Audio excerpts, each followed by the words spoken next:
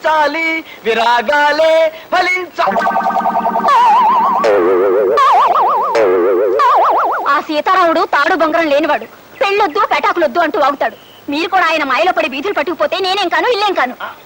అంటే శ్యామల, ఇప్పుడు అది నోరు ముయ్యండి. కత్తితి సరసాలు. ఏ బంట్రోతు ఉద్యోగం అయినా చెయ్యండి, ఓ 400 వస్తాయంటే వినిపించుకోరు. కవిత్వం రాస్తా, కథలు చెప్తానంటూ పైచ్చి వేషాలు వేస్తారు. ఇంటి ఆయనకి మనం 6 నెలల అద్దె బాకీ ఉన్నాం, గుర్తుందా? ఎందుకు గుర్తులేదే? ఆయనేమో తను సినిమా తీస్తానని, దానికి ఒక కథ కావాలని ఇప్పటికి నా చేత 1256 కథలు చెప్పించుకున్నాడు. కథ నచ్చితే అద్దె బాకీ మాఫీ చేస్తానంటాడు. ఆ దరిద్రుడికి ఒక కథ నచ్చి చావదు. వాడికి కథ నచ్చినప్పుడల్లా అద్దె పెంచా అంటాడు. ఆ అగ్గి పెట్టేంత కొంపకి ఓసారి నెలకి 1,50,000 దాకా అద్దె పెంచాడు తెలుసా? పైపెచ్చి వాడికి కథ వినిపించాలంటే ఆసరాలు చావాలి, అదో చావు. బావగారు, మీ పెళ్ళైన 15 ఏళ్లకి మా అక్కయ్యని చూసి వరదామని పొరపాటున భోపాల్ నుంచి ఇక్కడికి వచ్చాను. ఇలా మీ ఇంట్లో భోజనం చెయ్యాలంటే ఆసనం వెయ్యాలని నిజంగా నాకు తెలియదు బావగారు. ఆ భోపాల్ గ్యాస్ ప్రమాదంలో పోయినా బాగుండేది. ఈ బాబు తప్పేసి మాట్లాడబాక. మాట్లాడితే ఆసనం పవర్ బాబు. మీరేమైనా అనుకోండి, నా వల్ల కాదు బావగారు.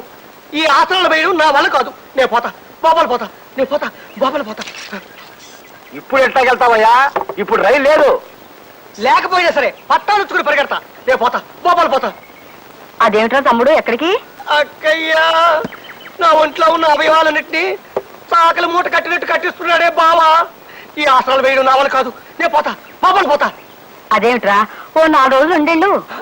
4 రోజులుంటే 40 ఆసనాలు వేయిస్తాడే బావా. నా వల్ల కాదు. నేను పోతా, బాబాలు పోతా. 15 ఏళ్ళకి వచ్చారు మా తమ్ముడు, అతన్ని ఇలా బెదరగొట్టి పంపించేశారు. ఏం మనుషులో ఏం లోకమో. నా గొడవ వదిలేసి అట్లా ఈదులోకి వెళ్ళి సోత్త నిలబడు. మన ఇంట్లో ఖాళీ అని ఈ వాటాలోకి అద్దెకి తలక మార్చినట్టు వస్తాడేమో.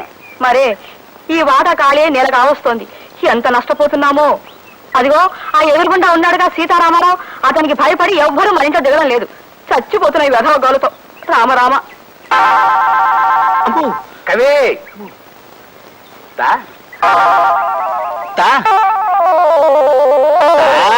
మహాప్రభు, ఓ కొత్త కథ చెప్తానండి అయ్యా. ప్రేమ కథ. ఓ అందమైన అబ్బాయికి, ఓ ఆకర్షణీయమైన అమ్మాయికి సంబంధించిన కథ. ఆసనమేత్త చెప్పు.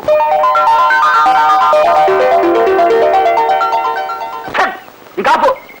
ఈ లత్తు కోరగల సినిమా తిట్టే నేను ఆడిపోతా. ఈ కథలో ఇలను రాజుగారి బామ్మర్ది. మన సోషల్ కథలో రాజుగారి బామ్మర్ది తిట్టే చేస్తా వద్దు. అదే ఎరైటీ.